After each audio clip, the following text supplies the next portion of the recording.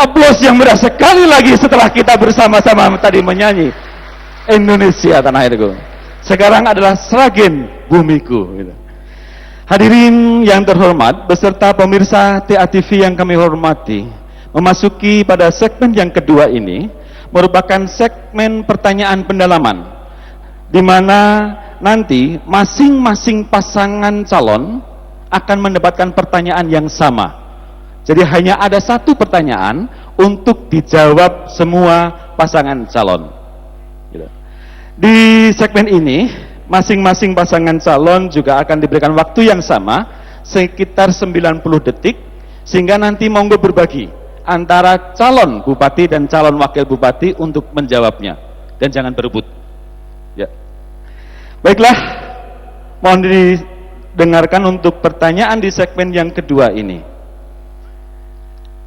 Hasil penilaian dari Pemeringkatan Electronic Government Indonesia oleh Kementerian Kominfo tahun 2014 untuk Jawa Tengah masih menempatkan Kabupaten Sragen di peringkat kedua kategori baik dengan skor 3,20.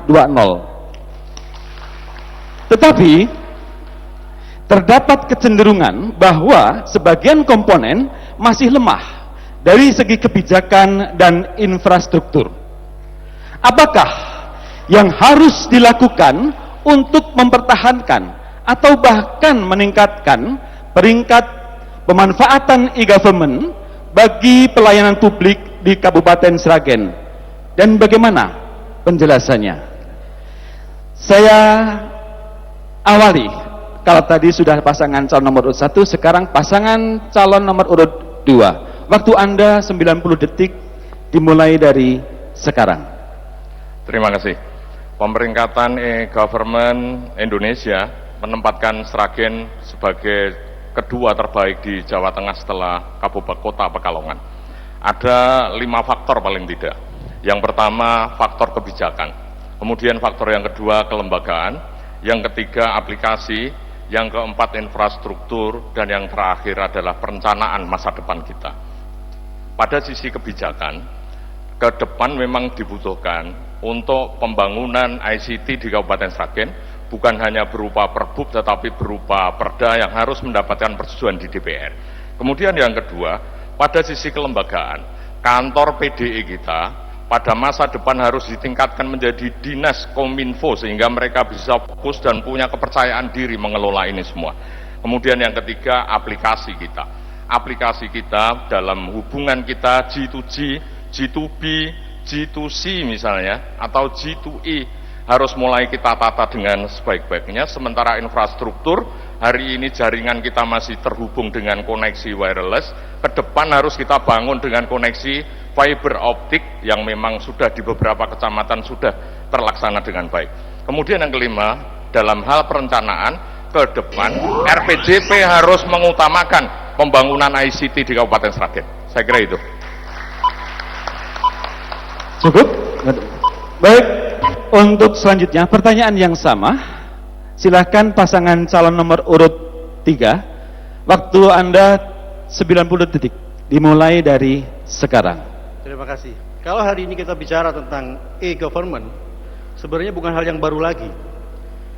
Sejak tahun 2000, sebelum era pemerintahan sekarang ini, atau 11 tahun yang lalu, tepatnya tahun 2003-2004, e-government sudah kita mulai. Seharusnya 11 tahun ini, kita sudah mulai era yang jauh lebih baik daripada waktu sekarang ini.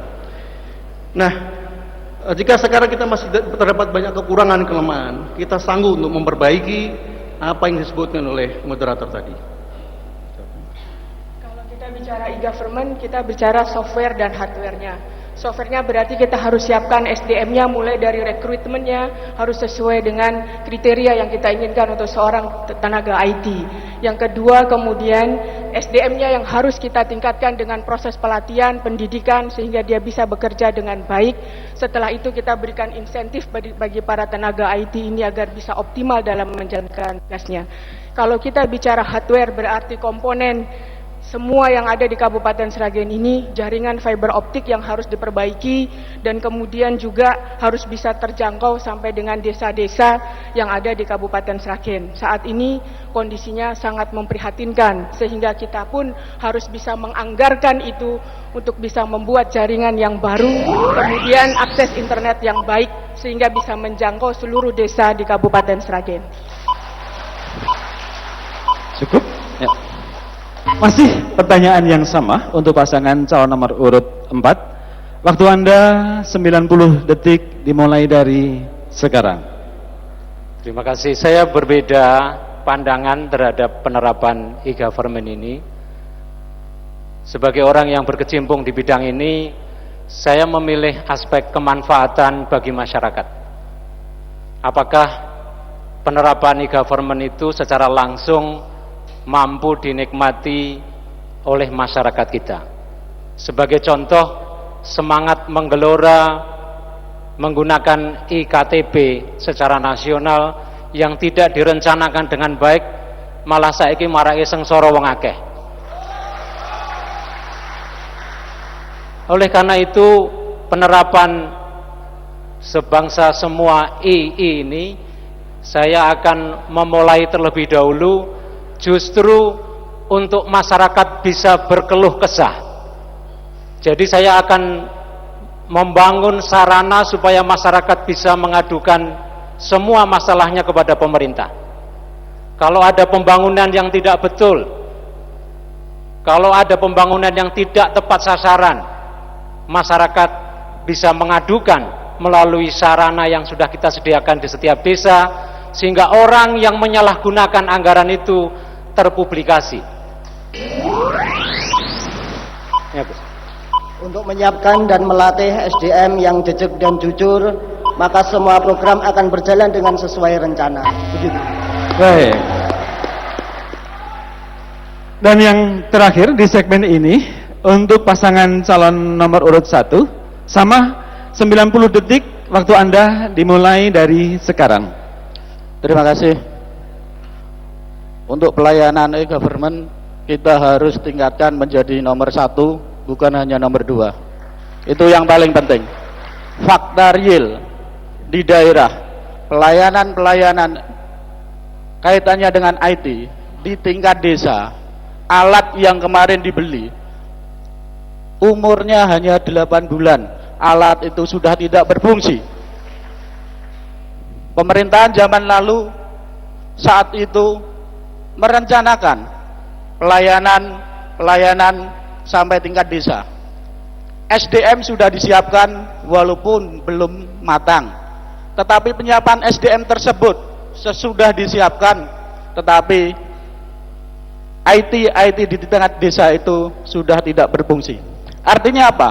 Pembelajaran IT di tingkat-tingkat desa, di tingkat-tingkat kecamatan harus secara terbuka untuk bisa melayani masyarakat secara transparan.